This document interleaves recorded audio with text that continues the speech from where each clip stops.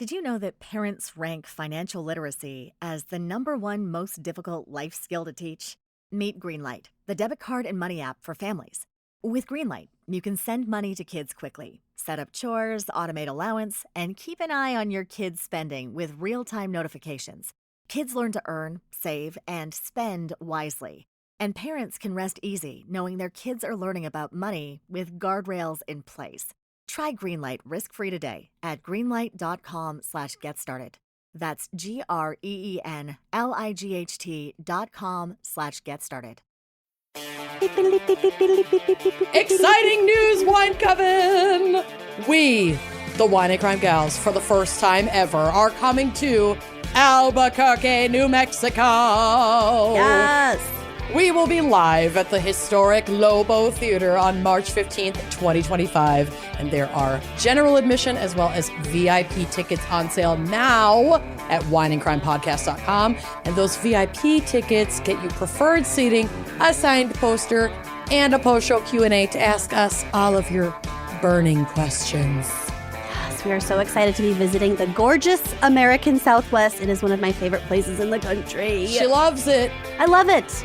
The live show starts at 7 p.m. Doors open at 5, so you can come grab a drink and some food and mingle together with your fellow coven members before the show. But wait, there's more. We will also have a booth at the Beyond the Crime convention, which is an immersive all-day event that brings together true crime survivors, family members of the missing, detectives, advocates, true crime podcasters, Us. creators advocating for the voiceless, and true crime fans who are invested in helping solve crimes. So, if you want to stop by and see us and some of our other favorite true crime pod friends, we have a lot who are going to be there. I'm so excited. Be sure to check out Beyond the Crime convention. Tickets for all of these events are going fast, so don't miss out on an amazing day and night with your gals. Head to wineandcrimepodcast.com for tickets and info on both of these amazing events, and we'll see you on March 15th. Woo-woo. Wine and Crime contains graphic and explicit content which may not be suitable for some listeners. Listener discretion is advised.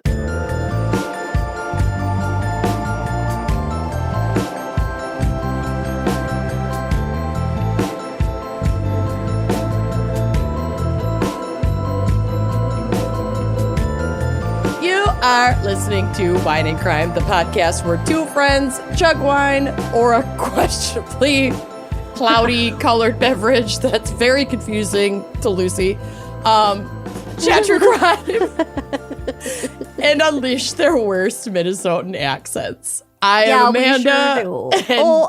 I'm Lucy. This elixir that looks like cholera watery stool. It looks like the shit they pull out of your face when you do one of those water treatments at like Sephora. But it's actually so good. It's just like a drink powder. Everybody calm down. It's not pickle juice mixed Stop with targeting horse me. jizz.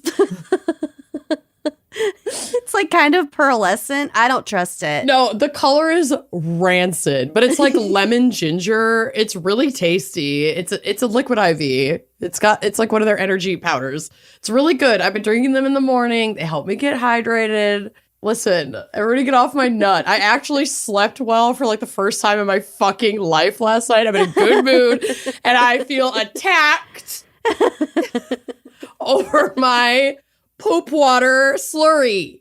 I'm just saying, normally, I think it's better to drink things out of glasses you can't see through. Actually, that is super fair, and I wanted to, but the dishwasher is still running, and I have, like, no clean glassware right now that isn't Apparently. clear. Yeah, so I had to reach for a jar, like my good The drinking jars. the drinking jars. When they're not the weed jars, they're the drinking jars, because they get cleaned the best. Yeah. And if there's any residue, oh well. Oh, no. Oh no. What will I do? Eat a bunch of chips. Yeah, exactly. But anyway, that's not what we're here to talk about today. You gals like potato chips. You guys like potato chips? We have a very special fan pick this week from definitely a real name, Eel Selmer. Eel. Eel. Feel the eel. I'm feeling ill. I am. I wanted us to dive into historical Hungary, as in Hungary, as in the place. Hungary. As in Hungarian hippos.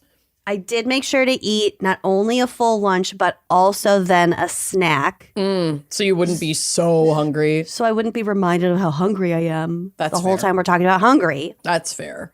I'm excited about this episode. I got the fan pick case. And I'm filling in the rest. You have a manic smorgasbord of bizarre shit. I definitely do. So let's dive into it, because obviously for our wine crime pairing, we got to talk Hungarian wine, We have to.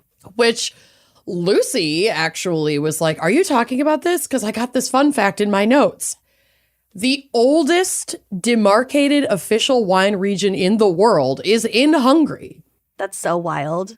It's Tokaj, which looks like Tokaj, Tokaj, but I looked up the pronunciation. How culturally sensitive of you.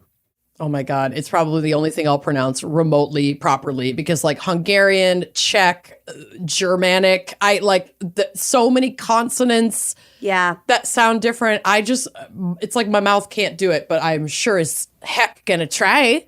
I checked a couple of my words that I have to say, but I got a lot, and I'm just going to lean into completely butchering them. We're gonna do our best. Yeah. So experts have found traces of viticultural like artifacts dating back more than 2,000 years. So this is from the United Nations Educational, Scientific, Cultural Organization, or UNESCO. The Heard of unique it. combination, this is what makes this place like so fucking perfect for winemaking, and why it's historically like the first official wine region, is because it's this microclimate that is perfect and is mind-blowing. So the unique combination of topographic, environmental, and climatic conditions of the Tokaj wine region, with its volcanic slopes, wetlands, creating a special microclimate that favors the apparition of the noble rot, like the specific fruit and wine grapes, Oh. as well as the surrounding oak woods, so they could make the barrels right Oh, for there, God's the sakes. storage, have long been recognized as outstandingly favorable for grape cultivation and specialized wine production. All these features have enabled the development of vineyards, farms, villages, small towns, and historic networks of wine cellars carved by hand into mostly volcanic rock, Oh my God. which are the Cool. most characteristic structures in Tokaj. So that would affect the what am I trying to say? Like the aging. the storage, yep. Yeah. Because like these volcanic rocks are like perfectly insulated to keep it at a natural cellar temperature. That's how they make Roquefort cheese. Yeah. It's in Roquefort, France, in their caves, and that's why it's like very specific moldy veins. Yeah. So there are structures like this, like these carved cellars that date back to 1110. That is a time on the clock. That is not Not a year. I know. In that book. So Yeah. the wines from this region were known for their intense sweetness. So like the way that the temperature is there, things ripen really fully and can start to rot on the vine. And that was like desirable. We'll kind of get into it, but it made like some of the early, very expensive, they still make it, but like this particular wine is so fucking expensive that there was no way I was going to order this or even necessarily like recommend it to be ordered. Like if you have that kind of money and you want to try this wild ass wine, by all means, go for it. But I was like, I'm going to recommend a Hungarian like classic wine that you can get for like $20, not this. So the most desirable of these elixirs and the most expensive, this is from Wine Folly, was that of Tokaj Essentia, a liquid goo that contains as much sweetness as straight syrup. Oh, I don't know It's- that I'd like that. Nope. It's so intense that Essentia is typically enjoyed from a tablespoon Ew. But because of the high sugar content, it will age safely and pretty gracefully 200 plus years. Damn. And still be drinkable. Similar viticultural regions in France and Germany have tried to like replicate these early royal wines, but an official classification in 1730, which eventually was basically stamped into eternity by royal decree in like 1757, established essentially a closed production practice specific to the Tokay region. So it's like how real champagne can only come from Champagne, France. Mm-hmm. These Essentia and Azu, A-S-Z-U, which like kind of sounds like sugar and like other kind of Latin derived words, can only come from Tokay. Cool. Similarly to sake, the fermentation for these syrupy sweet wines relied on special mold. So this is kind of what I was talking about earlier about the over-ripening. A necrotrophic fruit fungus called gray mold or botrytis. The mold develops on the berries in moist conditions, such as in foggy river valleys, and then dries when the sun comes out. The process of rotting and drying causes the grapes to shrivel and become sweet like fucking raisins. While the production practices have evolved over time, the sweetness remains a staple of this type of wine.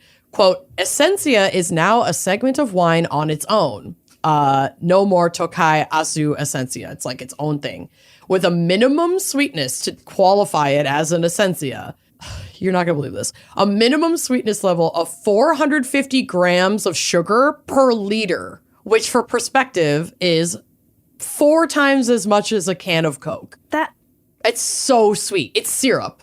But why is that desirable? I mean, I guess. I don't think it's desirable in the modern time. Now it's like enjoyed for its like historical value. But I think this was like a very elite thing to have access to and be able to drink in. I guess when you didn't have like a lot of sugar in fucking everything else like we do now. That's the thing. Like peasants and paupers didn't have access to sugar that much. So like this was sweet things and indulgences like this that would be drank by the teaspoon because it was like so sweet. That is so fucking royal coated.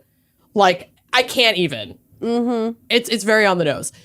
I clearly will not be drinking this anytime soon. My pancreas could fucking never. But a varietal that has grown in popularity and is like from this region, and we've actually talked about it a little bit before, is Furmint, F-U-R-M-I-N-T. Oh, yeah. Which is a drier white with much less residual sugar and a lot of natural acidity to just really balance out that sweetness. It kind of can drink like a dry Riesling. And you can snag a bottle of Royal Tokaji Dry Furmint on wine.com for around $20. I've seen some vintages retail closer to like $18, $19, and then other really like good years be closer to like $23. The variation is not very much, but it's very highly rated and won't give me type 3 diabetes. So that's my recommendation. Okay. This is a fresh, crisp white wine showing all the fine qualities of the unique Furmint grape. Aromas of grape flowers, apple, and pear combined with flavors of ripe apricot and peach to produce a sleek, intense, dry wine with a long, refreshing finish. This wine is delicious as an aperitif, ideal with oysters, seafood, white meats. Ooh. But partners equally well with spicy dishes and fried foods. You want that like either similar or like matching or opposite. So, you know, some seafoods can be on like the sweeter side. This would pair really well with that. Or sweetness cuts really well through like high fat and high spice. Yeah. To just like clear out your palate. So I thought that was fun. It's a very versatile white. And again, you can grab that. You can order it on wine.com. I'm not sure if this particular wine is in Total Wine, but you can definitely check your local Total Wine and see if they have it. Okay. So yeah, that's my Fascinating. recommended pairing. And thank you for steering me in the direction of Hungarian wine history. There's so much. I only included Historical like Hungary. 2 little bits, but it's really fucking fascinating. Anything that's been around that long, I mean, what the fuck? We're doing something right. I'm going to tell us a little bit about the history, but this bitch has been around for a very, very long time. So, like, I had to gloss over, like, a lot of it. Yeah, which is pretty impressive because it's been, like, invaded and lands have fucking been the Romans Empires and the Germans and the Austrians. And, yeah. It's a wild cross section. The fucking Habsburgs. I couldn't believe when I came across those inbred fucks and these. They're everywhere. Everyone's had their goddamn hands on Hungary. Let me tell you. So Truly. let's get deeper into it after a quick break to hear a word from our sponsors. Let's do it. With HelloFresh, you get farm fresh, pre-portioned ingredients and seasonal recipes delivered right to your doorstep. Skip trips to the grocery store and count on HelloFresh to make home cooking easy, fun, and affordable. That's why it's America's #1 meal kit. Green Chef Every Plate is now owned by HelloFresh, and with a wider array of meal plans to choose from, there's something for everyone. We love switching between the brands, and now our listeners can enjoy both brands at a discount on us. I have made so much HelloFresh the last like week or so. I gotta say, the star has been sweet and sour shrimp and noodles. Oh, you sent me a picture of that. So good. And it looked gorgeous. That was also my first time cooking shrimp. It's and I was easier than you'd think. I was so nervous about it, and I was like, you got this. You got this. I love that. They wouldn't send you something that you couldn't handle. I don't usually cook pork at home because it makes me nervous like it does shrimp for you. And I have made like 3 pork dishes with HelloFresh because I just like, they walk you through every step and it is so good. It's opened a whole new world. Yeah, and they make it easy to like swap out proteins if you want to. It's so easy to find time to eat really well with 50 wholesome, delicious, hassle-free meals to choose from every week delivered to your door. Their lineup of their prep and bake meals come together with minimal mess and only 5 minutes of prep. So like your oven does most of the work, not you. Yep. Also made a 1-pan tacos. Yum. Ground pork tacos. I love that. I love that you can like pick meals that are like, okay, I want this in like 30 minutes or less. Yep. Yeah, they're all add to cart. super fast. All those tips, all those swap outs. It's incredible. So get up to 10 free meals and a free high protein item for life at HelloFresh.com/HelloFresh podcast. 1 item per box with active subscription. Free meals applied as discount on first box. New subscribers only. Varies by plan. That's up to 10 HelloFresh meals. Just go to HelloFresh.com/HelloFresh podcast. So I'm trying to eat better at home, less takeout, just preparing like simpler, healthier meals. And that includes a lot of like sandwiches, turns out. So bread is back in my grocery rotation. Yeah. And with Hero Bread, you can focus on your health goals and still indulge in the soft, fluffy experience that you love guilt-free. Like enjoying a nutritious breakfast sandwich on a bagel. Or meal prepped enchiladas, yes. Or buttery rolls with a family dinner. Or just buttery tortillas. Their baked goods are delicious and flavorful, but they have ultra low net carbs, 0 grams of sugar, and are high in fiber. I am in love with Hero Bread. I am a type 1 diabetic, so I have to be really careful about my carb intake. And I also love bread. And some breads have so much sugar, like so how? much. So today for breakfast, I had a bagel with like honey and peanut butter. And this will only land with like a small handful of people, but I only had to take 2 units of insulin for it, which is like incredible. Just the lower carb rate is so much easier for me to eat. I wanted a late night snack last night, whipped up some pan-fried quesadillas on those Hero Bread flour tortillas. They were so good. Yum. I'm obsessed. The texture is amazing. The taste is amazing. It really is like I toasted the bagel today and it had the outside like perfectly crisp, but still that like soft kind of fluffy, bready inside. It was phenomenal. I was like really blown away by how good it was. And it just fits so nicely into my lifestyle because now I have a really easy like bread option that's not gonna totally spike my blood sugar and like throw off my whole day. I love it. And you just like don't know that it's low net carb and higher fiber from the texture. Like It's soft. It's fluffy. It's the experience you know and love with your savory breakfast sandwich, your late night quesadilla, your tacos. And you just don't have to compromise that like really yummy texture and flavor. With the ultra low net carbs, 0 grams of sugar, and high fiber, this is like such an easy addition to your regular carb bread intake. It's just a better option. It's a better option. Hero Bread is offering 10% off your order. Go to hero.co and use code GALS at checkout. That's GALS, GALS, at hero.co, HERO.co. Y'all, when was the last time you were like really looking at the ingredients in your dishwasher pods? Because Never. I had never really given this much thought. But spoiler alert, they're full of chemicals and microplastics that can stay on your dishes even after they're washed. And studies show that this residue ends up inside of you, which can cause inflammation and gut damage. But our babes at Blue Land, they have dishwasher detergent tabs that are 100% plastic free and made with certified clean ingredients that are safe for the whole family. And I gotta tell you, I am hard on my dishes and I lean heavily on my dishwasher. I've been using the Blue Land dishwasher tabs for years now. I will never go back. Yeah. They work so well. You're not compromising the efficiency for like the fact that it's way better for the planet and your wallet. And your health. Blue Land is on a mission to eliminate single-use plastic by reinventing cleaning essentials to be better for you and the planet with, like I said, the same powerful clean that you're used to.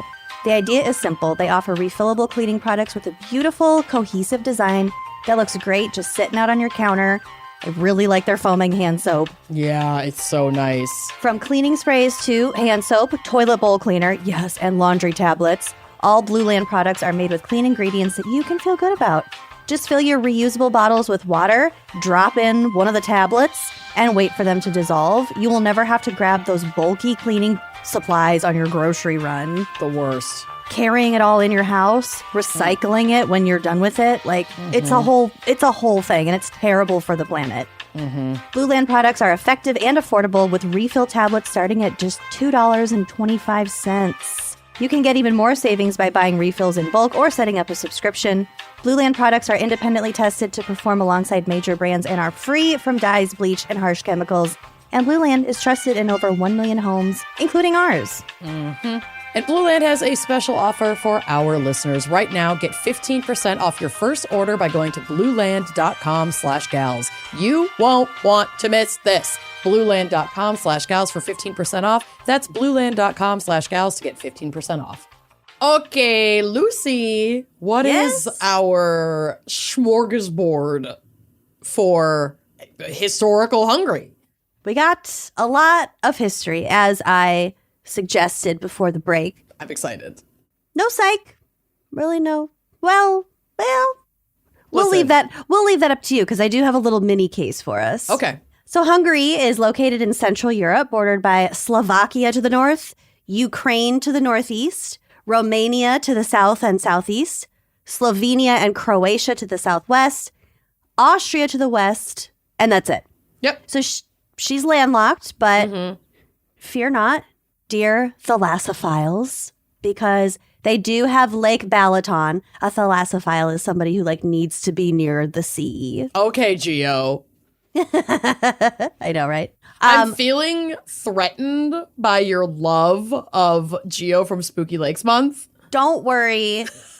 We did exchange phone numbers, and I did text her this morning, but only because I ordered her book and I sent her a picture of it. Listen, we're long distance. It's fine. She's not going to it'll never be like it is with you and me. No new friends. Just kidding. I love her. I love her. This isn't real jealousy that much. No, because we're all friends. And Yeah. you got to see firsthand how much I had in common with her. It's so true. It's so true. I'm happy for you. You finally found someone you can connect with. Finally. It's about time. Okay. So Lake Balaton is affectionately known as the Hungarian Sea. It's huge. It's over 600 square kilometers or 230 square miles. Whoa. It's so big that it would only take 136 of them to have the same surface area as Lake Superior. Wow. Yeah. That's pretty big because, yeah, Lake Superior is fucking nuts. Yeah. It is. She big. She's scary. Hungary was settled by various peoples throughout history and prehistory prior to being what we call Recorded Hungary. history. Yeah. Including the Celts. I always want to say Celts because of the fucking basketball team. Yep. The Romans, the Huns, Germanic peoples, Avars or Avars, which is a Northeast Caucasian ethnic group. And when I say Caucasian, I'm referring to the Caucasus, not this. Yeah. Also the Slavs. Its geographical location was sort of a crossroads for lots of different tribes. Therefore, they had tons of trade and like a unique culture of their own in this area. Yeah. Such a weird, by weird, I mean like fascinating spot because there's like proximity to the Mediterranean without being on the Mediterranean. It's nestled in all of these like very important and long-standing regions of that part of Europe. Yeah. And like people coming down from like Mongolia, like the steppes, like all the mountains up there, the Caucasus, and coming up from the south from like the Adriatic Sea. Yeah, but they were invaded by the Mongols, I think, multiple times. Oh, yeah. It's a fucking washing machine cycle's worth of just in and out, borders, empires, takeovers, crusades, blah, blah, blah. It's like when I say people came down and met and had a cultural meld, it wasn't American not violent. American version of Thanksgiving level overview of how that all went. Yeah. It's all violent. Yeah. But now what we can experience during times of peace is a very interesting, colorful cultural tapestry. And yes, when I say the Huns, that included Attila, the Hun, who developed this massive empire, including and around what we recognize as Hungary today. Like at its peak, it was very, very large. Hungarian statehood is traced back to the 9th century, and that was established by Almos and his son Arpad when they conquered the Carpathian Basin, which is the whole. It's a topographical basin. AirPod. Where Hungary is. AirPod. Go off. He only had one. He only had. I literally only have one right now. I lost my other AirPod like months ago. I lost one of mine in the Berkshires, and I went and bought a single other one. It was almost as much as a whole new pair. I think mine's somewhere under my bed, and I'm just never, until I move out of this house, I'm never going to excavate for it. Yeah. I have over-the-ear sound-canceling Bluetooth headphones now that I like literally cannot lose. Yeah. Anyway, AirPod. Anyway, also don't at us saying there's a way to find it. There's a way to track it. There's not if it's dead. Yep. I And if tried. it's only the one. I asked multiple people younger than me to try to find it. No luck. No luck. We're not gonna look for it. I'm sorry. It's done. Our pod's on his own. So King Stephen I made them a Christian nation in the year 1000. Also 10 o'clock. It's a time, not a year. And during the late Middle Ages, Hungary was like kind of a big deal, like a major player in terms of like European powers. They wanted it. Everyone fucking wanted it over there. It was a great location. The beaches. Okay. In 1541, the Ottomans captured Buda, which was the capital. Did you know that Budapest is two cities, Buda and Pest? Oh, I did not know that. I didn't know that either. Huh. So, in 1541, the Ottomans captured Buda, which was the capital. And for about 150 years, Hungary was split up into 3 different, like, states, countries, separate individual things. So we had Royal Hungary, which was loyal to the Chins, the Habsburgs. Yep. We had Ottoman Hungary and the largely independent Principality of Transylvania. So I have a map.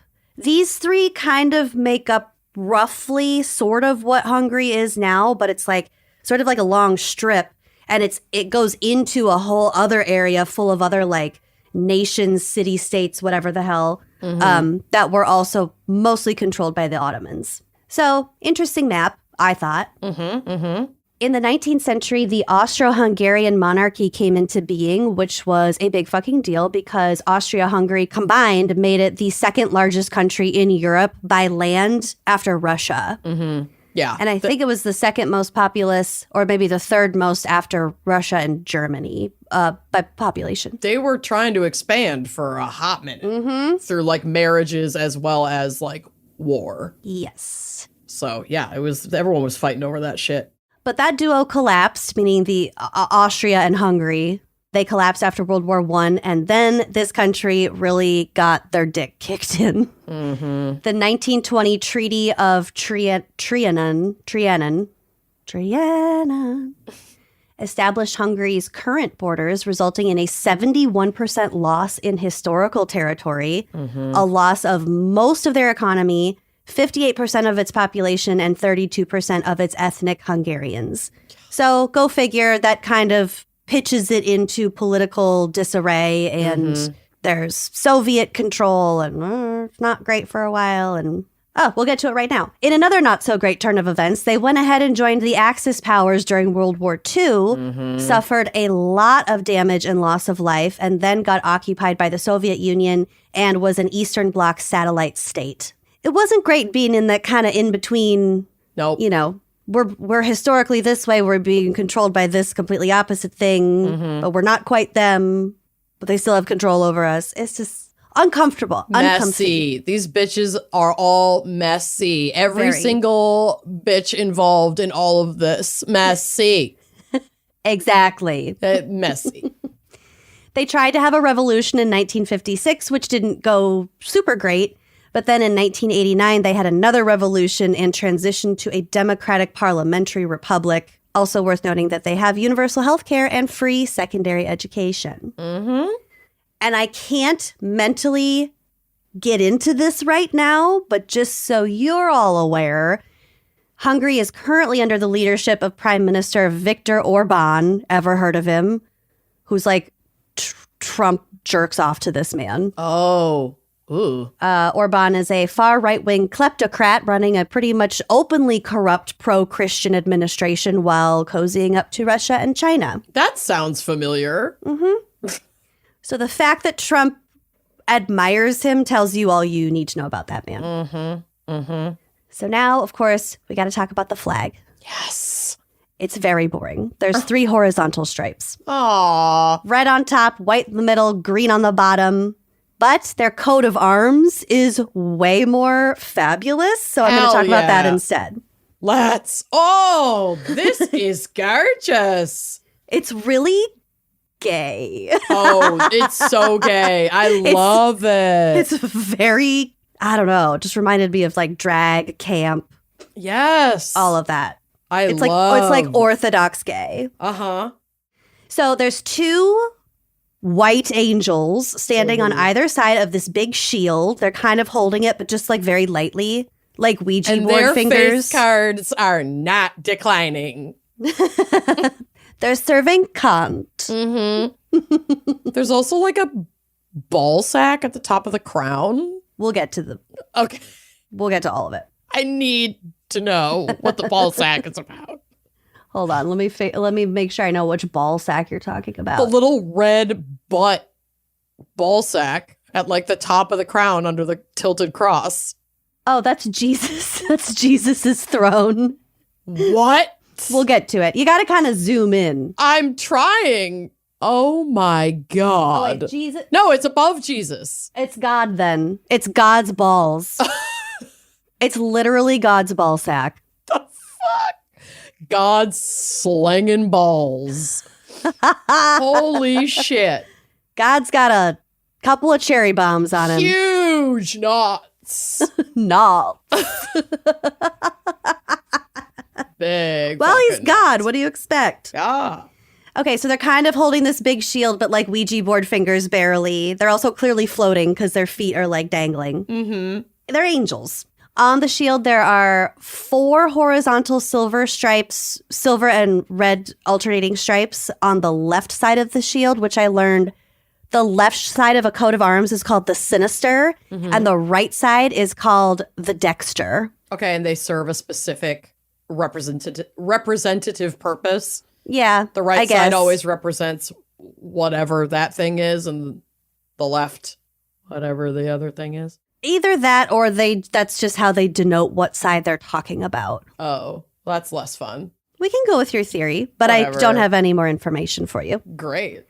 So 4 horizontal silver stripes on the sinister, and these are supposed to represent the 4 rivers, which are the Danube, the Tisa, the Drava, and the Sava. On the right side, the dexter, there is a double cross on a red field with what one can only assume is broccoli wearing a crown. Yeah, it looks like Lumpy Space Princess, but broccoli green with her crown on, and the cross is coming out of the crown. Yeah. I want to draw eyes on the green part. I want to put 2 little googly eyes on it. Yeah. And since broccoli has been around since the 6th century BCE in the northern Mediterranean region, it doesn't literally not could make be broccoli. sense Oh that my god. It's not broccoli, but it could have been. A reasonable person could have. Canonically, it's broccoli. Yes. But in fact, the 3 green lumps are representative of the mountain ranges. We got the Tatra, the Matra, and the Fatra. Fine. But that's broccoli Yeah. in a crown. Yes. So up top is this fancy crown known as the Holy Crown of Hungary, which is supposed to be the crown of Saint Stephen. And there are representations of like holy dudes up there. There's pearls, there's jewels, there's Jesus sitting on a chair And then with God apparently with his God huge with balls his hovering ball over sack. him. And then this jaunty little cross on top. Yeah, why is it tilted? Just is fun. Oh, okay. I don't know. It's just nice and fun. Jaunty cross. Yeah, this coat of arms is sick. I told you, I this love is it. very gay. This coat of arms was adopted in 1990 at the end of the communist rule. And they made it like a fundamental law. Like, it has to be this way. So, quote, the coat of arms of Hungary shall be a vertically divided shield with a pointed base. It's not really that pointed. It's got a little point. Let her Yeah. have it. Okay, yeah, I'm just saying it's not. For It's this not being not the specific pointed. mandate, it's sort of, they kind of like slipped it in, you know? The left field shall contain 8 horizontal bars of red and silver. The right field shall have a red background and shall depict a base of 3 green hills, broccoli, with a golden crown atop the central hill, broccoli, 3 broccoli florets. and a silver patriarchal cross issuing from the middle of the crown. The holy crown shall rest on top of the shield. So, strikingly, nothing about angels, which, again, is weird They're considering just how there. prominent they are. Well, I mean, Christianity was like very prevalent among the changeovers in Hungarian rule. So it's probably just all baked into those long running Christian Catholic, Roman Catholic themes.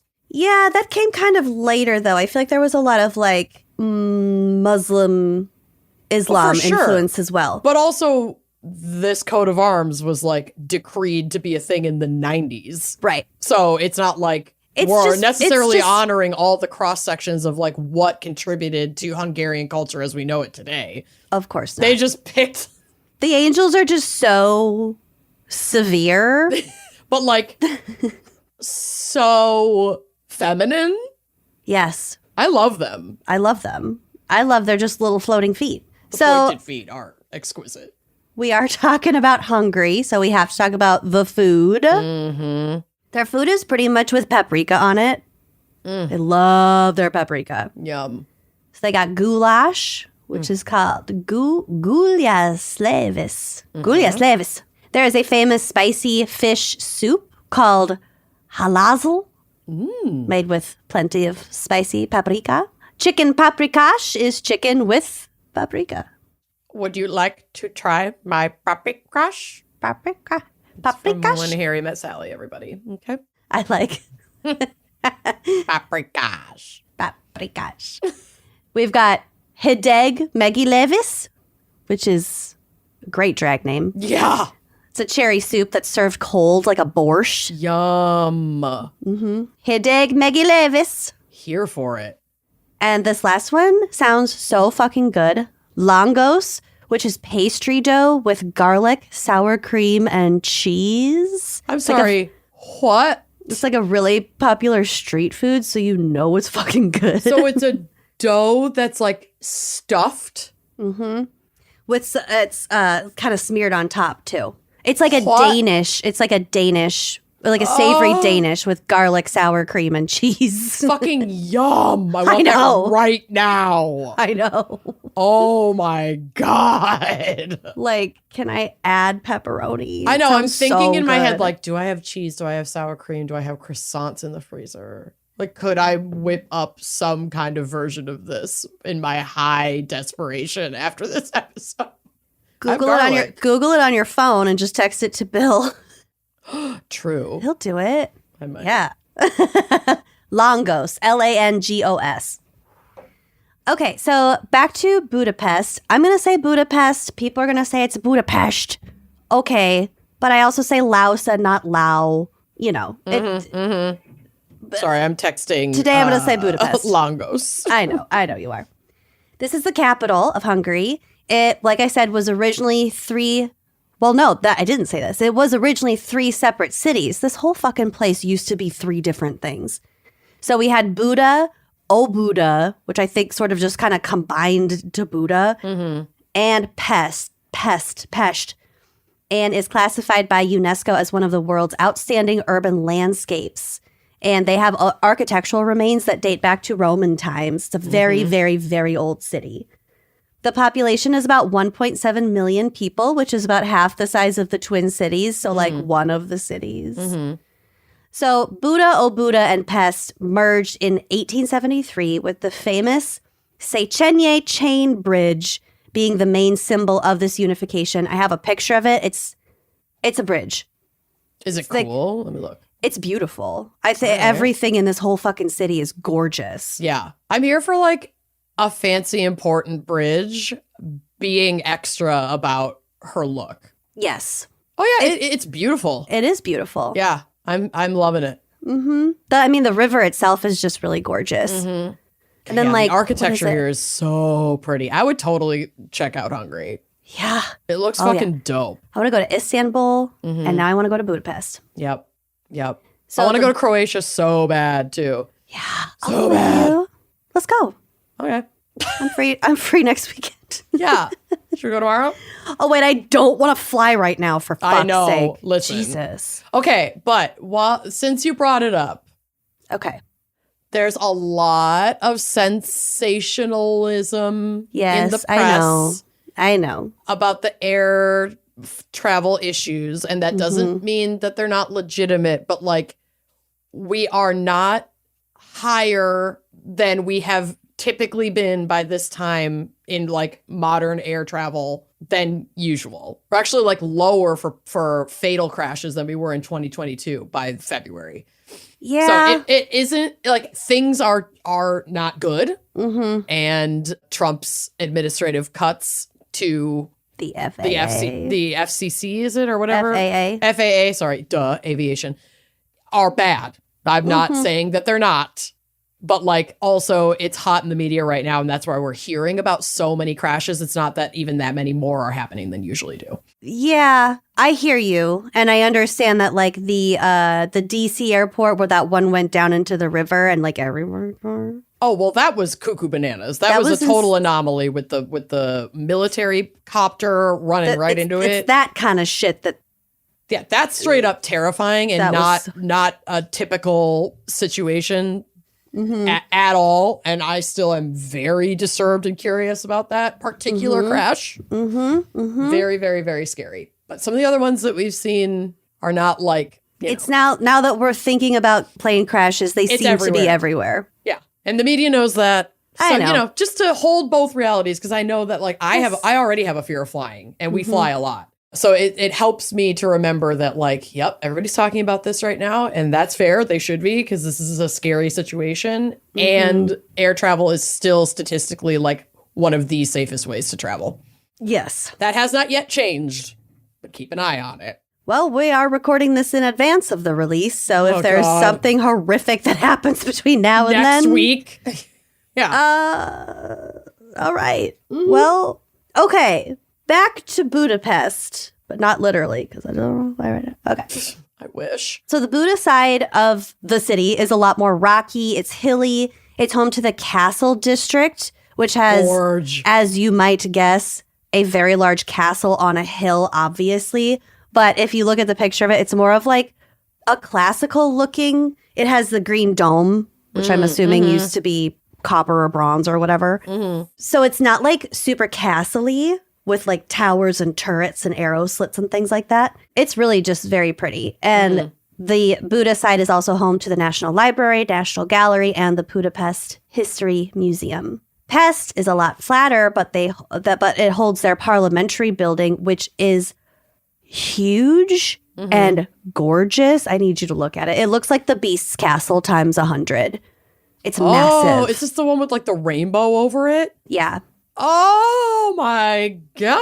It looks like kind of gothic, like cathedral-y windows. It has tons of little spires and spikes. This big center gorgeous. dome. It's right on the river. It looks so pretty. So beautiful.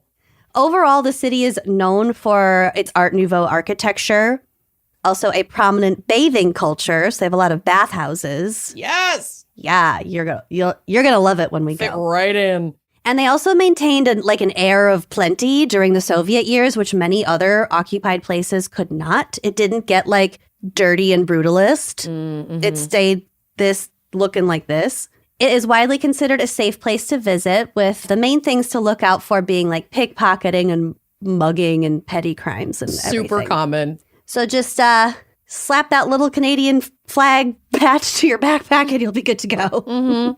Okay, I have some funny town names. Yes. So again, I'm going to probably butcher each and every one of them, but it's not only the name, but it's what it means. Okay. So the town of Zalona means bacon. Yum. Well, found where I'm moving. I like this one.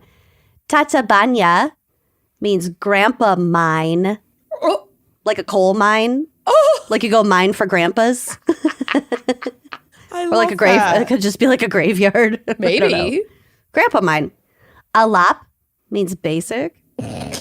Incredible. Holoko means raven stone. Ooh, that's fucking cool. Holohaza is raven's house. Holohaza. Gomba is mushroom. Wait, for real? Yeah. Like Isn't that the name of the Goomba, thing? Goomba are like, there's one behind me that's not plugged in because of work going on in my office, but that's a Goomba. They're like little mushroom baddies in Mario. I thought that's what it was. Like, I know something mushroom Goomba related, but yeah, Gomba is That's mushroom. cray. Obviously that's where Nintendo like pulled that name from. That's just so funny, the random choice of Hungarian word for mushroom to be augmented to make Goombas. It might be pronounced Goomba, but it's spelled Maybe. like Gomba. Goomba. Tompa means dull. Yum. Just say a tompa gomba, dull mushroom. Felsolajos is Upper Lewis. Okay. Hersigzanto means Prince Plower. Yes. Another great drag name. Pornopati means porn abbey, like a church abbey. Yep. Okay. Bugye means panties. That's a town. Yeah, I love it. this is maybe the best one. Czesnek. Chesnick. Means they are fucking. What? And beled means your intestine. Wow. These are great. Yeah. So they just naming their towns whatever the fuck they want, I guess. Why not? Just like England. Pull down your bougie. Chesnick. Goomba. Tompa Goomba. Pull down your panties. They are fucking. Gomba, mushroom. You dull mushroom. You tompa gomba. Tompa Goomba. I love it. Okay, so now I have a little case for us, followed by a little bedtime story. Oh, Jesus. Okay. Some might consider my case being a bedtime story for many. Oh, Lord. Okay. So I'm going to tell you about the angel makers of Nagarev. So we're going back. It's 1911, like the root beer. When was Helen born? 12? 17. So six years before Helen. BH. Well, the song Archibald Certainly Not by William Alfred Glover and John St. John is burning up the charts. Clothing was bulky. Women's rights were not happening. World War I is looming. And we find ourselves in a quaint little village southeast of Budapest called Nagarev. Okay. So this village has like 800 people living in it today. And the sources say that it was about the same size back in 1911. Okay. So they had very few resources. They had very little medical care. Uh-oh. So now we meet Susanna. I'm going to call her Susan Fazekas. Okay. Susan Fazekas. Susan is a badass and has a very specific and special set of skills. Oh, dear. She's also like a little bit shady. Mm-hmm. We don't know where her husband is. Uh-oh. Missing? Just out of town? Can't say. We also don't really know where she comes from. Okay. She's got a little air of mystique. All of this being said, this woman is an experienced midwife with credentials to back it up. Okay, so in a place with very limited access to medical care, she is valuable. She is very valuable. So midwifery was one of the few like occupations that afforded women with a modicum of respect for thousands of years. Mm-hmm. But then during the Middle Ages and the church had way too much of a say in things. Mm-hmm. Midwifery began to be associated with witchcraft, which meant that the women who had the knowledge of like natural remedies are villainized. Birthing techniques, all that stuff are forced out of the profession in the name of self-preservation. Mm-hmm. In smaller towns and regions without access to medical care, midwives were still regarded as very important. These women were also, depending on the circumstances, tasked with providing abortion access because abortion is healthcare. Correct. Between 1911 and 1921, Susan was imprisoned no fewer than 10 times for providing illegal abortions. Of course. But every time she went in front of a judge, she pled her case and the judges were sympathetic and just let her off. Wow. So good for her. Yeah. Yeah, and Central Hungary was not known for its progressive policies, so she did get pretty lucky with that. Yeah, Central Hungary in 1911 is sounding real similar, except for the sympathetic judges, to 2025 America. Uh-huh. Fewer and fewer sympathetic judges. Mm-hmm. Also during this time in Central Hungary, marriages were frequently arranged, usually arranged, and the women had literally no recourse if their husband was a prick or abusive or whatever, an alcoholic. Yeah. You're trapped in this marriage. You can't divorce. There's like nothing you can do about it. And also the women tend to be married off very young, which is its own issue. Yeah. So anyway, Susanna comes to town in 1911. World War I breaks out. 9 million able-bodied men are sent off to fight for the Austro-Hungarian Empire. And as we recall from earlier in my segment, didn't go very well. This leaves women who have already been in fraught marriages alone without money or support, and they were also left to care for their families, which oftentimes were growing even though their husbands were out of town. Love that. Because Nagarev becomes one of the villages that became a holding camp for Allied prisoners of war. So there were still men around. Hot prisoners of war. Yeah, even if their husbands were off fighting. Oh, yeah. Sorry, my abusive husband is out of town. Yeah. You're a prisoner of war. Call me the Prince Plower. Can I bandage your wounds? Prince And ride Plower. that D. D-Day, baby. The first D-Day. Prince Plower. May I inspect your dull mushroom? Won't be dull for much longer. Sick. Because They are they're fucking. We're so fucking stupid.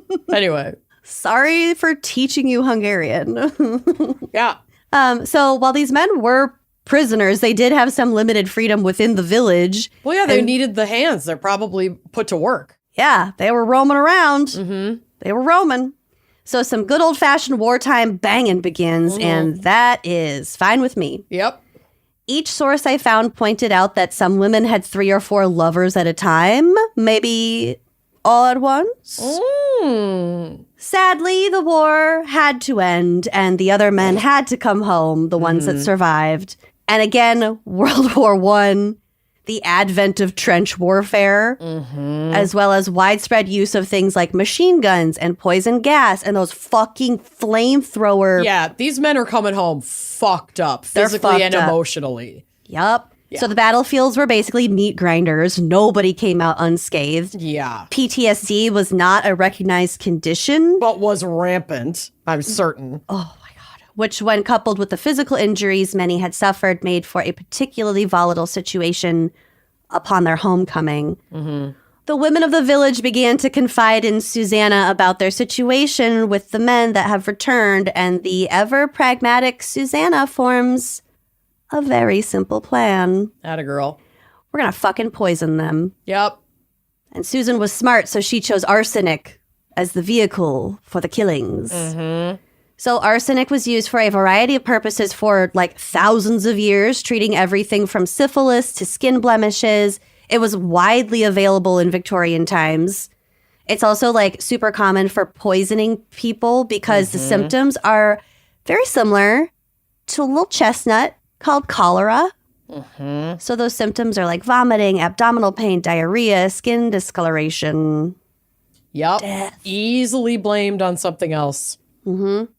And in a tiny village with like no infrastructure, no reliable drinking water, cholera was always A possibility. on the menu. Yep. Cholera was always on the menu.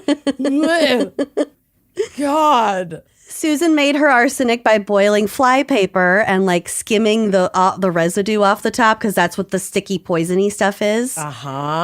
She begins to persuade the women to start poisoning their husbands, but she goes a step further and enlists a woman who I think might have been her cousin.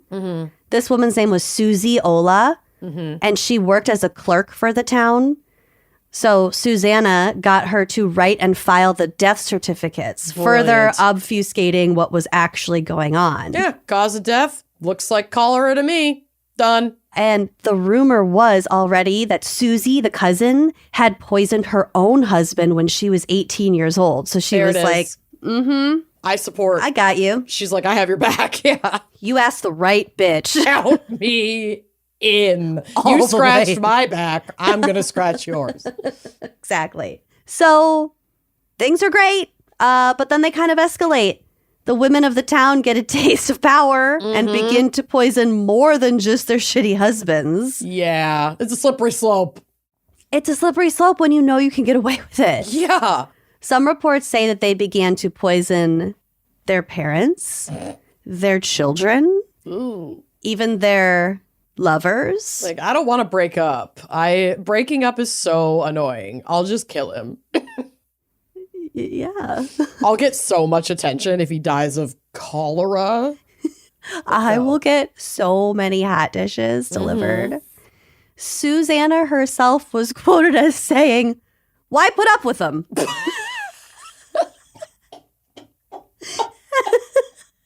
She was like, "Yeah, I'm sorry your kids are shitty. They gotta go. Holy shit. Why put up with them?" She's a monster. I love her. She sounds like a dirtier Elizabeth Taylor. Kind of. With like 8,000 husbands. She just does not give a shit. Next. Yeah. I mean, she had me until killing the kids, which, like, If they're shitty kids. I get that kids can be really fucking annoying, but I mean, it's They the didn't same ask thing to as be abortion. oh, is it? Oh my God. Just kidding. You heard it here first, people. That's it. I'm pro-life. Just kidding. I can finally be myself. Ew, I got sweaty just saying those words. Yeah, no, that made me deeply uncomfortable. I know, I take it back. Kill the kids. This was a joke. Kill them all. God. Okay, why put up with them? There were an estimated 45 to 50 murders, but also possibly as many as 300. Well, because, yeah, how are we going to know? Fucking cousin Susie is marking them all as cholera in the historical record. Yeah. We're not sure. We know that 50 for surezies happened. And but... Susanna was living in Nagarev for 18 years. Yeah, she had time. And doling out potions to all the wives. The town earned the dubious title of the murder district. Listen, if the shoe fits, if the goulash fits, if eat the it. arsenic sticks. Yeah. So, obviously, these women were called the angel makers. They were making angels all over the place. Left and right. Maybe that's what's on the coat of arms. It's Susie and Susanna. Oh my God, I love it. Gay. Oh, wait, cousins. So how were the angel makers? Cousins can be gay. Yeah. Well, just hopefully not together. Well, that's legal in some states. We're not talking about the legality here. Not me defending first cousin marriage. Eating your own shit is probably legal in a lot of states. Okay. So how did the angel makers get caught? There are two prevailing theories here. Number one is that a medical student in a neighboring town found a body washed up on a riverbank and tested it for arsenic and found high levels of arsenic, leading to an investigation, to which I say, fucking narc. Yeah, quit testing rude. on random bodies. Yeah. Narking to further your own career. Okay. Men. Right. Why put up with them? The second theory is that Bela Bodo, a Hungarian-American historian, states that an anonymous letter, okay, I guess this isn't, whatever, states that... The historian is talking about an anonymous letter. He's not the one who wrote it. I have a confusing moment like that in my case, too, and it took me a minute to unpack it. Well, yeah. He's purporting that there was an anonymous letter sent to a local newspaper that accused the women of mass murder, so... They looked into it. Yeah. So regardless of how this happened, maybe both things happen, I don't know. The authorities decide that it's time to dig into this, literally. In 1928, they exhumed dozens of bodies from the local cemetery and found that between 46 and 50 of them contained massive levels of arsenic. Oops. The authorities go to arrest our sweet Susanna, but find that she was onto them and she had already poisoned herself and she was dead. No, I was hoping she just fucked off. That they'd get to her house and it's like, oh, she gone. She was gone. To the next astral plane. Sorry, boys. And you can't have my body either. She poisoned herself. Poison's a woman's weapon. Good for her. She's like, I'm not going down for this. And my work here is done. Yeah. Bye. 300. That's a good crop. Got my quota. Filled out my punch card. Holy shit. So 26 women eventually do stand trial for the murders. This is really telling. Their motives were all varied. They were all different. Some of them were sick of their abusive spouses. Others wanted to get their mitts on land owned by their husbands' families. A few of them said they just wanted to keep their wartime lovers. They liked them better than their husbands. Sure. Apparently, people were shocked by how the women seemed completely unrepentant and bored during the court proceedings. Well, I mean, violence is a pretty natural response to complete lack of agency. Yep. And I can't, lack of agency is oppression. And I am not one to, turn my nose up at violence against oppression because oppression is also violence. Yep. And I think also just this time period right after World War I, a lot of people were really disillusioned with just humanity. How could you not be? Find happiness wherever you can and however you can, even if that means boiling knocking off your flypaper. husband. Just little Couple drops in his borscht. In his cherry soup. In his Lagos. Oh, yum. Yum. I would keep eating it. Me too. Even if you told me. There's like a little bit of arsenic in there. And I'm like, okay. It's delicious. Yeah, I smoked cigarettes. So like, hand it over. Really? I am made of steel when it comes to carcinogens. Yeah, let's go. So, yeah, their defense was just like, well, we did what we had to do. Mm-hmm.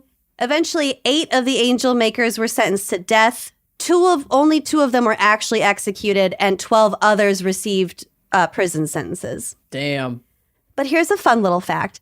This might not have been localized to just this village, because in the nearby town of Titsakert, other exhumed bodies were shown to have high levels of arsenic, but nobody was ever convicted in those deaths. There were also like a few other towns where they had like a bunch of dudes dying. Yeah, I don't think it was Hungary, but I've covered a case of this like basically widowmaker. The Italian lady. Yeah. The soap lady. The soap lady, exactly. So like this is not an isolated incident. No. People were desperate to be free of the oppression of men for a long fucking time. But they were killing them off left and right. It was. I think it's so interesting how these come in trends. Yeah. Like there's one bad bitch who's like, I can facilitate this, and then all the women are like, yes, lining up.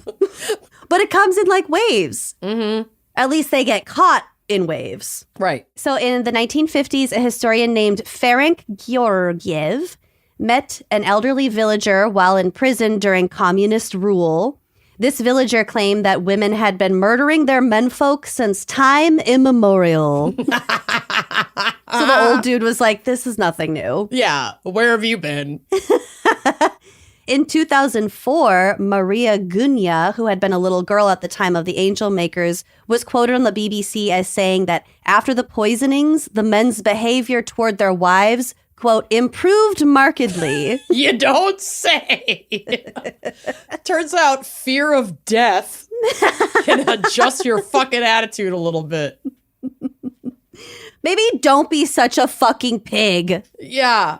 Ugh. Cholera's making a comeback. Nobody would suspect me. Cholera's the new black. Cholera's the new plague. Yeah. Okay, so lastly, Hungary is well known for their folk tales. Okay. So I'm going to summarize one. Oh, God. I'm here for it. I mean, no disrespect to the original. Mm-hmm. This is from the book Old Hungary Folk Tales by Baroness Orgzy. Oh. And this is the story of the twin hunchbacks. Okay. Long, long ago, in the midst of fairyland, there's a big-ass forest that would take like weeks to cross. Huge forest. Love this translation. It was also enchanted. Luck. Yeah, big-ass forest. Direct translation. At night, it was the haunt of all the little fairies in the neighborhood. All night long, they would skip and dance and sing. They would party so hard that they'd party into the next day. However, at noon, they would all run back and go to bed in luxurious places like water lilies and pink lotus flowers. But they would also leave their little fairy rings to mark where they last partied. Oh, what a life. What a life. Mm-hmm. In the middle of this place is a lovely, shady glade with a pond. And all the fairies and elves loved it because who the fuck wouldn't love a shady glade with a pond? A magical fairy pond? Sign me up. Yeah. Everything's like kind of sparkly. Mm-hmm. 3 little fairies in particular would hang out there all morning and, quote, enjoy themselves. Jack off. They also invented a dance. It consisted of holding hands, twirling around, and singing Humpty Dumpty, Humpty Dumpty. Okay. Those were the lyrics. One morning, a hunchback woodcutter, lumberjack, came across this glade, and he saw the little fairies reveling and dancing and singing their Humpty Dumpty song, and he was like, fuck chopping wood. That's going to be way more fun. Mm-hmm. So he joins the dance, prancing around. He gets all excited. He's having so much fun. He starts doing backflips. Hell yeah. Much to the delight of the fairies. Mm-hmm. But they feel bad about his hunchback because the fairies are kind of vain, and they decided they didn't want to look at that anymore. So they were going to take care of the hunch.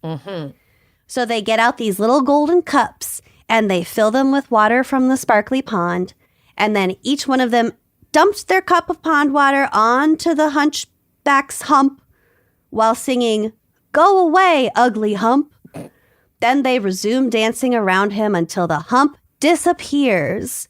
And the lumberjack is so happy that he parties with them even longer. He's laughing so hard he can't even sing the lyrics of the song, which again is simply Humpty Dumpty, Humpty Dumpty. So finally, our humpless hero kisses each one of his new friends with consent, then runs home super happy, jumping all over, doing cartwheels, ecstatic. He had a great time, and his hump is gone. So as you'll recall, the story is about twin hunchbacks. Yeah. So he gets back to his cottage, and his twin brother is like, "Hey, where'd your hump go?" Yeah, what the fuck, dude? And the brother explains what happened to him. "Oh, I met these fairies. We got wasted. They took my hump away." And of course, no one would believe him if the twin couldn't see that his hump was indeed gone. So he's like, "Okay, that must be what happened." So Humpless tells Hump to go into the woods, find this glade, dance with the fairy, do what I did, and they'll de-hump you too. So the humped twin is pumped. He was also super jealous and wanted to be, quote, erect and good-looking like his brother. Okay. So he takes off at a dead sprint for this glade. He cannot get there fast enough. Alas, he doesn't do enough regular cardio and gets super tuckered out on his way to sprint to see the fairies. So much so that when he arrives, he's so out of breath. And they're like, "Ooh, a new friend." And they're dancing around singing Humpty Dumpty, Humpty Dumpty. And he can't get up, and he really just needs to sit down. So instead of singing the right lyrics, he says, "Sat on a wall." What? Sat on a wall. This is a folklore origin story of Humpty Dumpty sat on a wall? I guess so. This is wild. Yeah. So he's like, "I'm sitting down. This Humpty's having a seat." Yep. So he's not singing the song appropriately, and the fairies get kind of pissed off. He's not dancing. He's not singing their song. Oh. So they get out their little golden cups. They fill it with the sparkly pond water, and then they pour it on his back. But instead of chanting like "Hump, go away," they sing "Hump, get twice as big as before." So this happens immediately. His hump got to be so big that nobody wanted to look at it, and he had to crawl all the way home. The end. Maybe he's Humpty Dumpty. Like they made his hump so big that he looked like he was shaped like a big egg. Yeah, maybe. And he sat on a wall. Had a great fall. Had a great fall. What No one could put him back together. Yeah. That's it? Yeah. He crawled all the way home. Fairies are assholes. They can be. They can definitely be. And that's pervasive across so many different stories and so many different cultures that include fairy lore. Yeah. They're scoundrels for sure. Scoundrels. Wow. Well, that was fucking weird. Thank you. Super weird. I hope that all of this combined has given you just a sense of the essence of Hungary. Confusing, vengeful, delightfully so. Lots of empires. And lots of sour cream. Yep. I'm here for it. Cheers to all of that. Cheers to all of that. Well, let's take a quick break, hear a word from our sponsors. Yes, let's. Then we'll get to your case. Perfect. Feeling like your best self means that you're, hydrated. You got a good night's rest. Maybe you've taken a walk outside, gotten some fresh air, cleared your head, you got nourished skin, etc. There are a lot of components that go into feeling good on a daily basis, and that is why supplements and products from Live Good are here to make your life a lot simpler. I use the patches, the energy patches and the sleep patches. And since I've started using them, there is a very distinct difference in how well I sleep at night and how good my brain feels during the day. For sure. With Live Good, I always feel like I'm at my best. And what is better than that?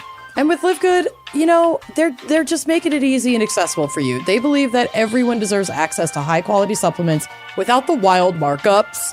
They offer premium products formulated by an industry-leading team of natural health experts, and they cut out the middleman to sell them at the lowest prices anywhere. Y'all know I'm a CBD girly. I've added some tinctures and things from Live Good to my routine. I'm also on a really easy multivitamin that I got from Live Good. It's just made it like so much easier for me to narrow down what products I want and get them. They also have really awesome other products like organic super greens, multivitamins, collagen, protein powder, creatine, hormone products, skincare products, all the highest quality products at prices that people can actually afford. So it's really no wonder they're the fastest growing supplement brand on the planet with over 1.5 million customers and counting. They have such an amazing catalog of what they offer. So really, you're going to find something for you on the Live Good website. Like, definitely check it out. Ready to make the switch and start saving? We'll make it even easier for you. Use our link and you can save an additional 10% of your first order on top of the already lowest prices.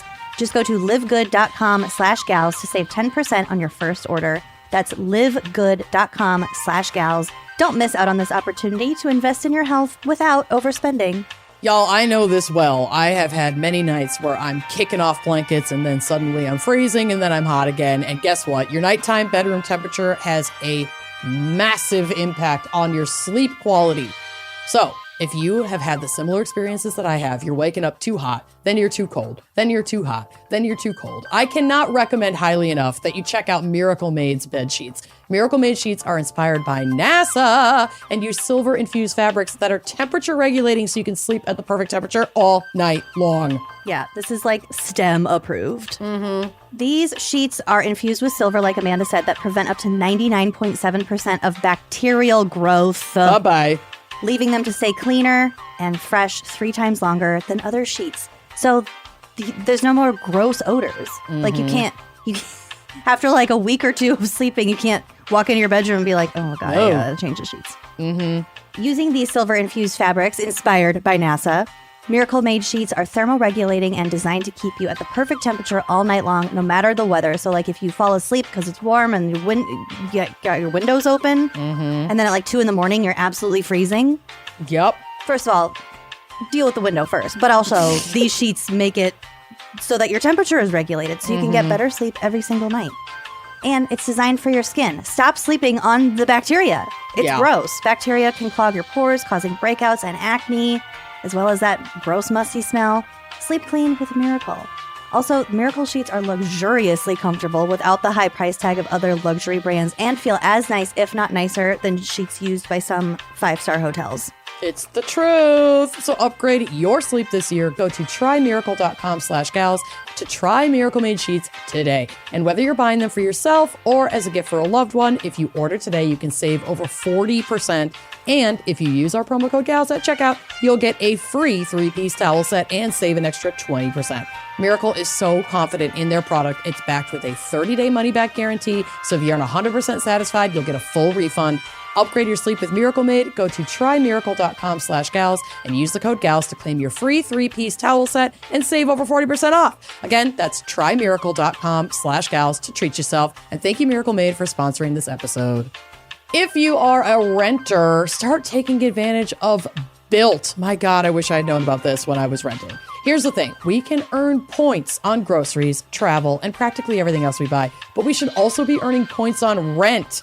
One of our biggest monthly expenses. Built changed the game by letting renters earn high-value points on rent and around their neighborhood. There's no cost to join Built, and as a member, you'll earn valuable points on rent and your everyday spending. Built points can be transferred to your favorite hotels and airlines, even the ones you haven't heard of. There are over 500 airlines and 700,000 hotels and properties around the world that you can redeem your Built points toward. Points can also be redeemed towards a future rent payment and unique experiences that only Built members can access. So if you're not earning points on rent, our question is, why not? Start earning points on rent you're already paying by going to joinbuilt.com/gals. That's joinbilt.com/GALS. Make sure to use our URL so they know we sent you. Joinbuilt.com/gals to start earning points on your rent payments today. You know the feeling when you finish an incredible love story? Your heart's still racing, you have little butterflies in your tummy, and all you want is more. More pages, more passion, more longing, more. Go deeper, fall harder, and lose yourself in romance with Galatea. Galatea is a reading app where anyone craving a little me time can dive into a library of romance stories that leave you feeling recharged and fulfilled, baby. There are over 1,000 bestsellers to choose, from shifter romance to bad boy billionaires to forbidden love, werewolves, slow burn fantasy, teen drama, and much, much more. Galatea is home to original series and standalone stories with an exclusive catalog of best-selling authors, with new chapters dropping daily. So there is always something new to explore. Over 30 million people have fallen in love with reading on Galatea. Join now to indulge in stories that make you feel like yourself again. Right now, Galatea is offering our listeners an extra 25% off on top of an already irresistibly affordable subscription when you go to galatea.com/gals. That's GALATEA.com/gals to indulge in unlimited stories for even less. Galatea.com/gals. So I have the fan pick this week, and I love these fucking old-ass royal stories. So thank you for this, Eel. Eel. And it is my pleasure to introduce to myself, and probably many others, Gertrude of Maranya. Oh, Maranya. Gertrude of Maranya was born around 1185 into the noble Andex Marenya family. A powerful Bavarian dynasty with extensive lands in present-day Germany, Austria, and Slovenia. She was the daughter of Berthold IV, Duke of Marenya, and Agnes of Rochlitz. Her family was well connected across Europe. Her sister Agnes became the mistress of King Philip II of France, and another sister, Hedwig, became the saintly figure of Poland. So Gertrude's marriage to Andrew II of Hungary, who was the son of King Bela III of Hungary, was likely arranged to strengthen political alliances between Hungary and the Andex family, which had influence in Central Europe. She married Andrew around 1203 before he became king in 1205. At the time of their marriage, and kind of while they were like courting, Andrew was a prince with ambitions for the throne, and Gertrude may have played a pretty big role in consolidating his power. They always do. Women. They always do. They always do. They're the behind neck every that great turns the man. head. Oh, we'll get to the neck. Oh. There's some sketchiness to Andrew's ambition, because Andrew was in conflict with his older brother who had succeeded King Bela after his death to become King Emmerich. So his older brother Emmerich becomes king, and Andrew's like, I want to be king. And even challenged Emmerich at one point and like got arrested but escaped, and Gertrude fled to the safety of her family, like her father, before they felt safe to return, because King Emmerich got super sick and was fucking dying. Okay. So the throne would be kind of up for grabs. But like Emmerich is pissed at Andrew for being kind of like a little bitch. And so he's like, I'm going to crown my 4-year-old son, Ladislaus, the king of Hungary. So you can't even fucking have it. Oh. And then like Queen Regent will oversee, but like this 4-year-old is king. Because he knew Andrew wanted it, was trying in his last days to keep that from happening. And frankly, shit is so wild right now in America that I don't know if I would even be that shook by a 4-year-old king. No. Like, it's I would giving welcome Elon's son in the Oval Office during a presidential address. Wiping his boogers on the Resolute desk. Telling Trump he's not the president. Go away. So Go much. away. This is a simulation. There's no way any of this shit's real. Anyway. It was so gross when he was like, we will quietly do whatever we want. Okay. Terrifying. Ew. Anyway. Okay. Emmerich died on November 30th, 1204, leaving 4-year-old King Ladislaus in like symbolic power. But then little Ladislaus died suddenly. Little Ladislaus. Little Ladislaus, and definitely suspiciously, because his cause of death remains unknown. He's 4. It's fucking 1204. Yeah, it could be anything. Could be anything. But there's no record of it being attributed to any of the, like, common diseases at the time. Who knows? Who fucking knows? But he dies 6 months into his reign as the 4-year-old king and paved the way for Andrew to become king of Hungary because he's like the next successor. Okay. There aren't any more sons that could be crowned from Emmerich.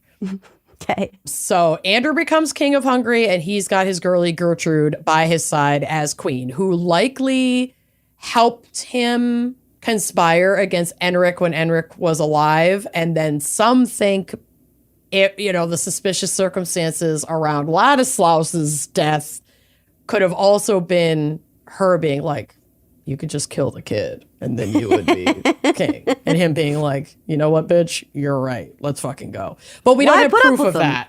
Why put up with him? We don't have proof of that, but that was like some sentiment among Hungarian nobles at the time, and we're about to get to why. I can see it. Gertrude was a deeply polarizing figure. She was loved by some and hated by others. She was undoubtedly loved by her family, especially her husband, King Andrew II. He trusted her influence at court. Like, she was often left as queen regent when he was like traveling for whatever political reasons. She was in charge. Yeah. That's a great situation. She embodied the My Big Fat Greek Wedding adage of the man is the head, but the woman is the neck, and the neck can turn the head any way it wants. It really can. It really can. The noble pair had 5 children together, only one of whom lived past the age of 33. Well, 33 was old. A pretty good run. Yeah. Pretty good run. It was her son who becomes king, and we'll get to him. He had a pretty good run. I think he lived to be like 60, which is like crazy in the 1200s. Yeah, that's ancient. So ancient. So Gertrude had strong support among the German-speaking nobles because she hails from what is now, this like German region. Bavaria. Bavaria. And her Andex-Morena relatives. So she immediately starts pulling some classic shit and giving all of her like German fam and besties high ranks, powerful seats in Hungarian government, and a lot of fucking Hungarian land. Which lands differently for me now, knowing more from your segment about Hungary, where it's like they weren't very populated, but had a lot of land, which like I think was part of why there was so much fighting over it, because it's like there aren't even that many Hungarians. Like, how are they even going to protect this? We can go in and fucking take it. Right. Probably why they ended up with so little in terms of how modern day Hungary is now. But obviously, without the power of numbers, the power of land ownership is like a really big part of like Hungarian nobility. And so Hungarians are pissed because she's coming in and giving all of her buddies land that they're like, this should belong to Hungarians. Like, we fucking have been holding it down. Everybody wants this. Really Don't be ridiculous, Andrea. Everyone wants this. So they're fucking pissed. Her close family ties and political connections made her an influential and active queen. Like I said, she was often regent when her husband was away, and it's said that she ruled like a man, which I guess we're supposed to assume was a compliment for the time. Yeah. All of this just makes me want a new season of House of the Dragon, like, so bad. And oh my God. I could have covered a million things involving this family and like their pretty long-standing rule through like a lot of different fights over Hungarian land. But obviously, we don't have fucking time for that shit. So I Googled, what did I go? Oh, I Googled about the AirPod guy. Yep. Because I just wanted to know like a little bit more about what was their deal. Yeah. I found a Reddit thread. Took me a few minutes to figure out that everyone was referencing a fucking video game. Yeah, that'll happen. Called like King's Conquerors or something like that. I'm like, that'll happen. What? Yeah. So I'm so sorry you fell victim to a very enthusiastic Reddit thread. So enthusiastic that it seems like they're talking about real things. I mean, I was definitely skimming quite a bit, and then I kept catching like gameplay and strength, energy, whatever. Obviously not a gamer. Nope, you're crushing it. So obviously, among the Hungarian nobility watching all this precious land be like fucking handed over, she was widely resented and in some cases outright hated. She openly favored her German relatives and foreign courtiers, granting them land, titles, and privileges at what felt like the expense of native Hungarian lords and nobility. Even special treatment to her brothers who were accused of some fuckery. This little section's from Wikipedia. Queen Gertrude's two brothers, Ecbert and Bamberg, Bishop of Ecbert of Bamberg, Bishop of Bamberg, and Henry II, Margrave of Istria, fled to Hungary in 1208 after they were accused of participating in the murder of Philip, King of the Germans. So they're like, oops, we're in trouble, but Gertrude will take us in and we won't see any consequences. They'll like give us land and jobs and it'll be fucking great. Yeah. Andrew, Gertrude's husband, granted large domains to Bishop Ecbert and Gertrude's youngest brother, Berthold, and we're going to hear a little more fucked up tea about him later, had been Archbishop of Kalocsa since 1206. He was like a priest in this region. Okay. He was made the Ban of Croatia, so like a lord of, or like he ran this part of Croatia, and Dalmatia in 1209. So she gave them a bunch of shit that like other nobles of Hungarian, like original Hungarian descent were like, fuck you, that should be ours. Yeah. Andrew's They're like January Sixers. Yes. What are you doing? What the fuck are you doing? Andrew's generosity towards his wife's German relatives and courtiers discontented the local lords. And according to historian Gyula Christo, the anonymous author of The Deeds of Hungarians referred to the Germans, from the Holy Roman Empire when he sarcastically mentioned that now the Romans graze on the goods of Hungary. How embarrassing. So embarrassing. This favoritism caused major tensions at court and indicated that Gertrude was calling a lot of the shots. Her influence over Andrew was seen as excessive, and her interference in politics fueled animosity. Her unpopularity among the Hungarian elite reached a breaking point in September of 1213. Another time. Yep. When a group of nobles conspired against her and assassinated her while the king was away on a military campaign. Oh, no. They invited her on a hunt, which was like, this is a red flag, even if that is like a normal thing for the royal elite to do. Yeah. I don't care. Look at the flowers. I'm not going on a fucking hunt. No. And while deep in the Pilis forest, the nobles ripped her to shreds. What does that mean? Like her body was apparently torn to pieces. Ooh. Chopped up, stabbed. Her younger brother Berthold and Duke Leopold VI of Austria were also there at the time, and they're allies of hers. So they're like, oh, fuck, they're murdering her, but we're super outnumbered by all these Hungarian nobles. We're going to run. So they fled, and they managed to escape with their lives. I didn't go down the rabbit hole of where they all went afterward. Her death was not really avenged with arrests or executions. Because everyone hated her?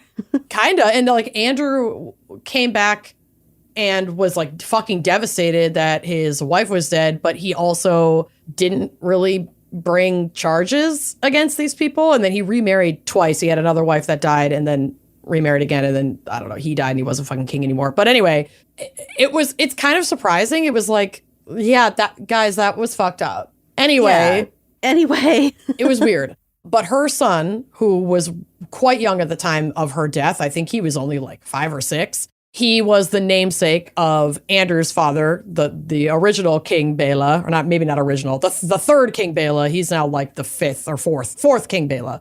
He later, when he becomes king, confiscated lands belonging to those involved in the plot against his mother, or that he thought had been involved.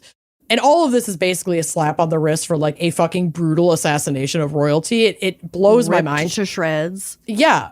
But her brutal murder definitely suggests that the hatred toward her was not just political, but like deeply personal for many of these Hungarian nobles who felt like she was basically betraying their lineage and claim to the land. Yeah. It's like pecan sandyism. Overkill. Mm-hmm.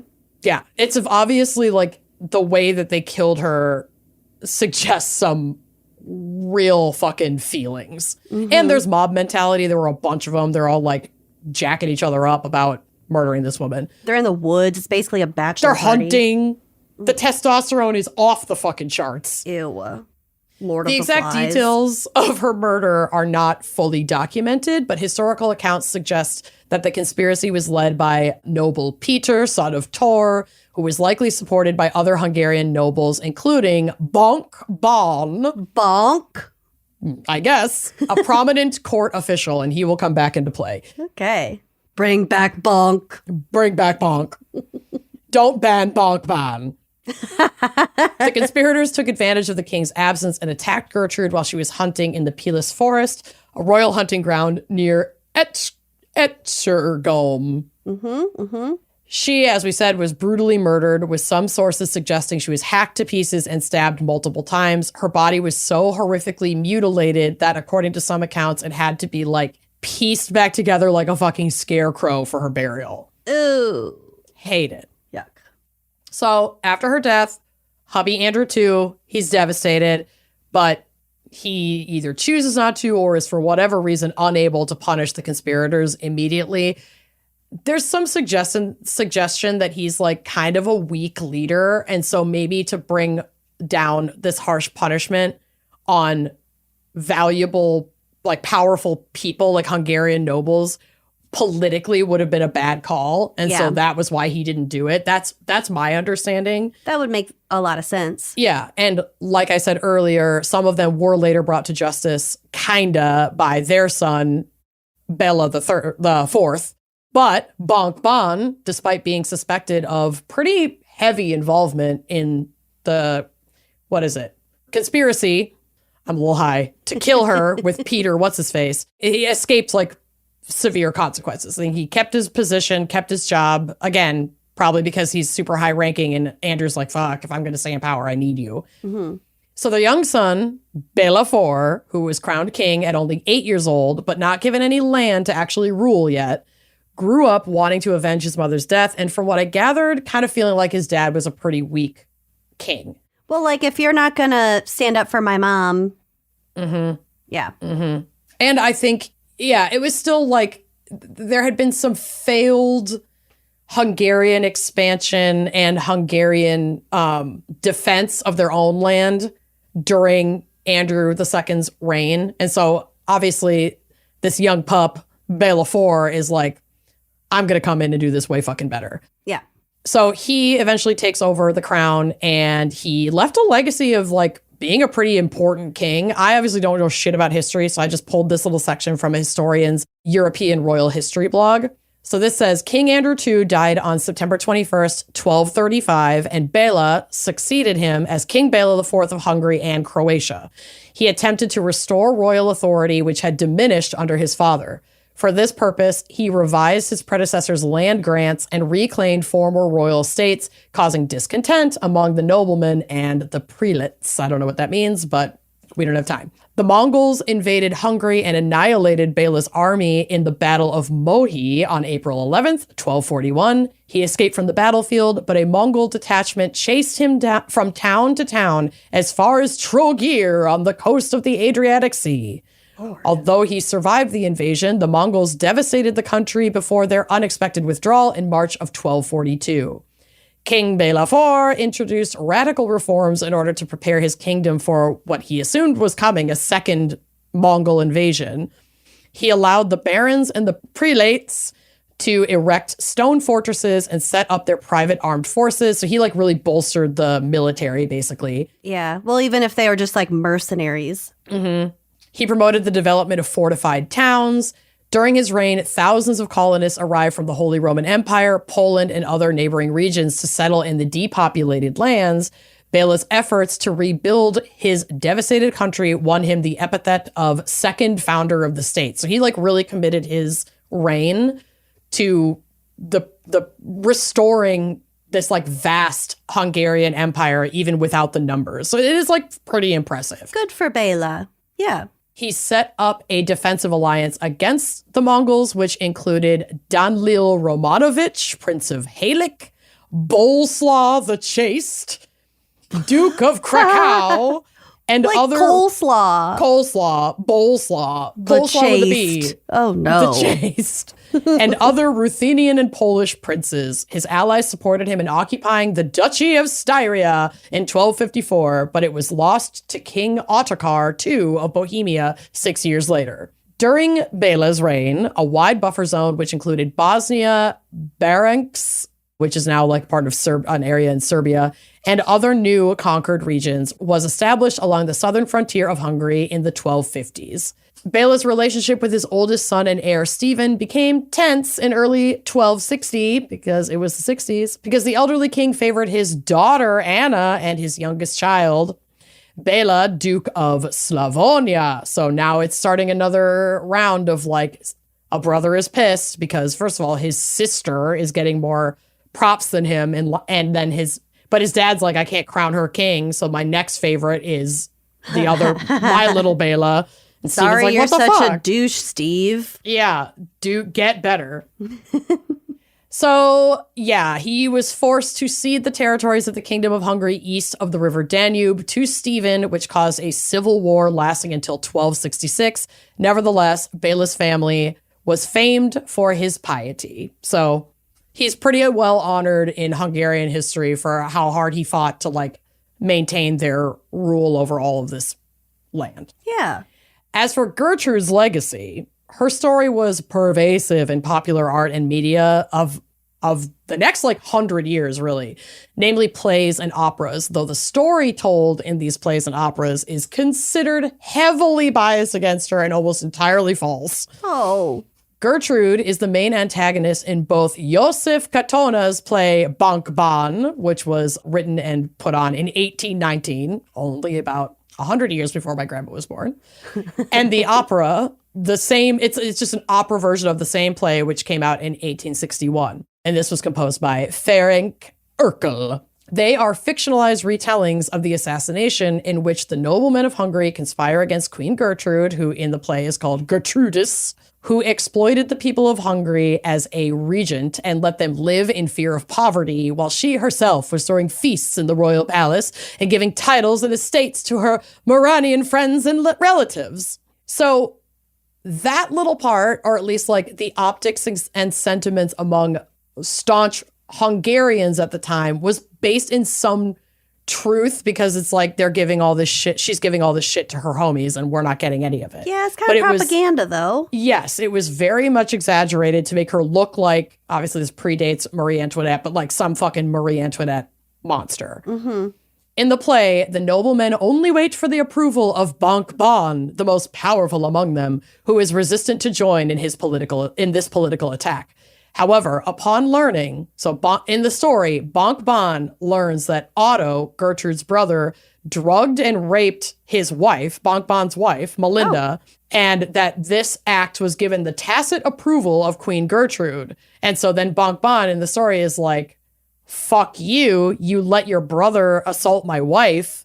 That's not cool. So in the play, Bankban breaks into the bedchamber of Gertrude at night and confronts her, which leads to a heated argument ending in the murder of the queen. So it's not even like the same story of them going on the hunt, which we know happened. And I am not one to dismiss a rape allegation by any stretch, but that part of the story is super shady for a lot of reasons, because there's no record of Bankban even having a wife. Like, who is Melinda? You never were married. Yeah. The rapist depicted in the play is her brother Otto, who didn't even live with her in Hungary and wasn't there at the time they're claiming this took place. But her brother Berchtold, the priest guy that we talked about, was living there and was counseling her. He was still alive and a priest when the play was written, and it was literally illegal to make accusations of this kind against a priest. Oh. So there are rumors that like Berchtold did indeed rape a royal or noble woman, and I'm not here to defend him in the slightest. We just don't know if that was true, but there's a rumor that he did that. But in the play, it's like, well, we can't say he did it, so we'll say Otto did it. Yeah. So there's just so much that's like, we don't know if it happened, or like there was rumor that it happened, or maybe it happened, but we've changed the narrative so much. Well, they also changed Gertrude's name. Right. Historians widely see this as like, this was a plot device written for the play as justification for the attack on her. Yeah. And this isn't based in actual truth or any kind of record to indicate that this was real. And even despite her polarizing choices to appoint all of her buds to government and give them a bunch of land, there's like no actual proof that Gertrude was an exploitative or negligent regent. There's nothing to show that she withheld resources or like didn't feed, you know, her constituency or whatever. Like there's she nothing ruled like a that. man. Yeah, there's nothing like that to back that up. So you have to take it with a grain of salt, but I like really want to see it now that I know about this story. I'm like, I want to see this play. So bring it fucking back. I'll tell my brother-in-law. Please. But yeah, this, like, regardless of all these inaccuracies, the play and the opera quickly became favorites in Hungary. Like, it was basically their version of Real Housewives. Oh, Everybody who could get their hands on tickets was fucking going to see this shit. Receipts, proof, Timelines. timeline, text messages. A hunt. Anyway. Ripped limb from limb. Torn apart. Sewn back together like a scarecrow. I'm under a lot of stress. I'm under a lot of stress. This woman has been through it. But yeah, that is Gertrude of Millennia. Nice work. Isn't it? It's I these old fucking cuckoo bananas royal family shit. Yeah. Oh. And I picture all of these people as like faces woven into like a wall tapestry. Oh yeah, the few pictures of the pertinent characters in here that are on the drive are like 3 crude drawings, like medieval drawings. They're great. Andrew too did not look like a hottie. He has like a wispy beard. It's like very thin. I see it. Yeah, it's giving Rasputin a little bit. Oh God. Mm-hmm. Foul. Mm-hmm. Well, but she loved him, so I'm not gonna yuck her yum. Yeah. Well, thank you so much to Eel Selmer for thank you, Eel, this topic and your generous support. And thank you, listeners, for listening.